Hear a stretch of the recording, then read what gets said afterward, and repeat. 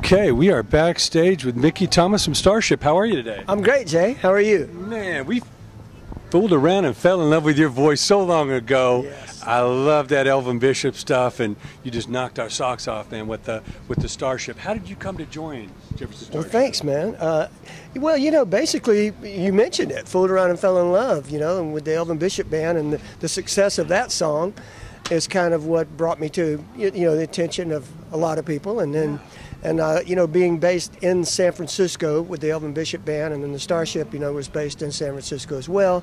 So when they were looking for a singer, they just called me up and said, hey, come on over, hang out, meet the guys, let's jam a little bit and see if it works. And I did, and it did.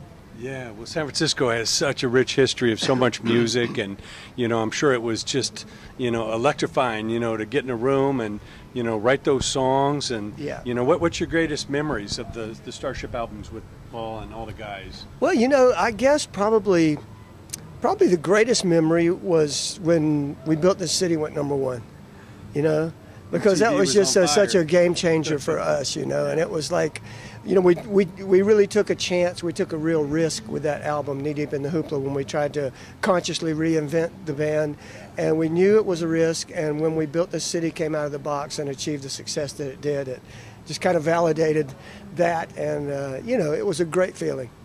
Well, I just saw a Bill Graham exhibit up at the Skirball. They have like all the legacy of all the concert posters, and you really saw the history that he created there in San Francisco, and of course New York and around the world. Changed music forever, and of course it all goes back to the Jefferson Airplane was the first group that, you know, started in Frisco. So to be a part of that legacy, but now what you've done with Starship and on your own is incredible. Tell us about some of the latest music you're doing. Well, thank you. The latest music, you know, in our live show, we do it all. We cover all the bases, everything from Jane and Find Your Way Back to We Built This City and Nothing's Gonna Stop Us, and Fooled Around and Fell in Love.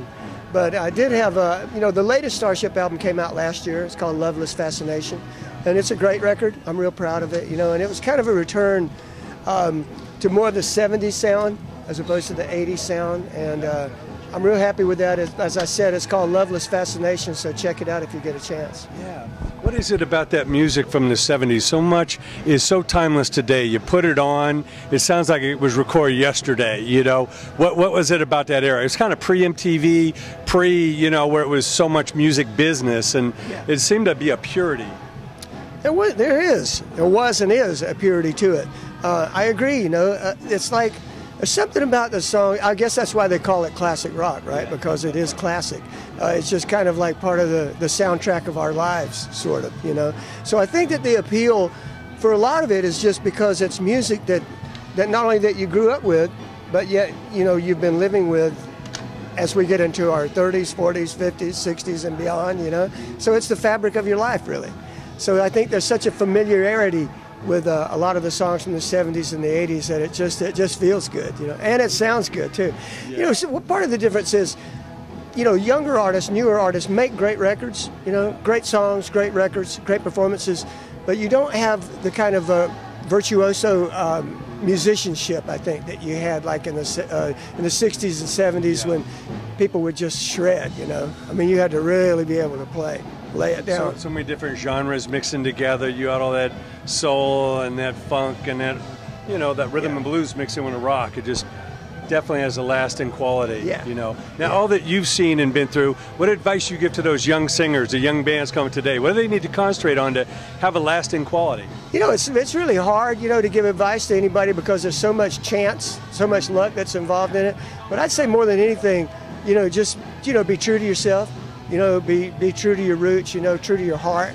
Do what you want to do and be damned, you know, whether anybody else likes it or not. If you believe in it, you stick to it and keep doing it your way. Because then if you do make it, you can definitely stand behind it, you know. Yeah, take some risks and go out there on your own. Well, Mickey, it's such a pleasure. Can't wait to see you rock this stage, and please keep blessing us with that great music. No end in sight. Thank you so much.